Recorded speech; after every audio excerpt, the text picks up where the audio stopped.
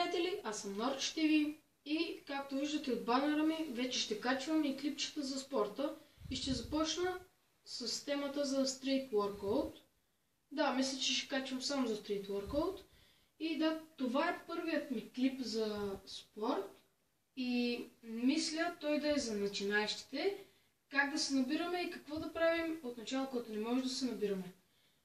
Надявам се, че това ще ви помогне, защото много помогна на мен и на много други мои приятели, на които им го препоръчах. И затова реших да направя този клип. Първо, като не може да се набираме, най-лесният начин, най-лесният вид набиранка е за бицепс, който е така. Хващаме лоста с противоположно на длънта и спускаме додолу. Ръцете трябва да са прави, никога не трябва да са така или така, защото тогава набиранката няма да е правилна, няма да е чиста и вие няма да можете да се възползвате от нея.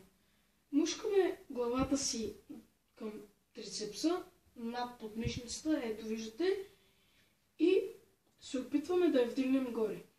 1, 2 и 3.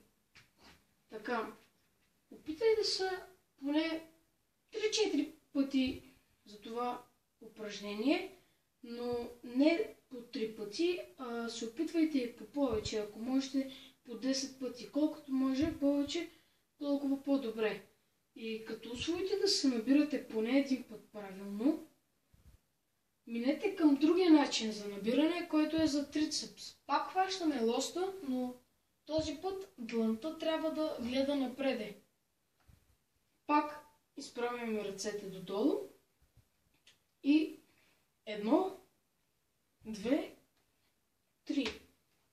Вие ще усетите между двата вида набиранки, как когато правите едната, усещате болка в другата част от ръката си, а пък с другата набиранка усещате как идва болка тук.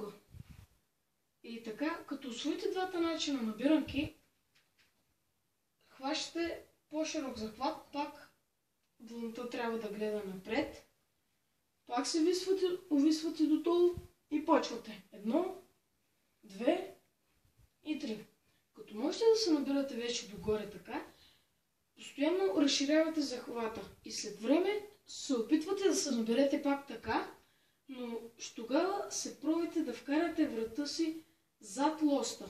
Това се казва набиране зад врат и помага двойно повече от набирането пред врат. И да, ако ви е харесал клипа, обичате да тренирате и искате да имате такова тяло, дайте палец нагоре и да, това беше от мене. Чао!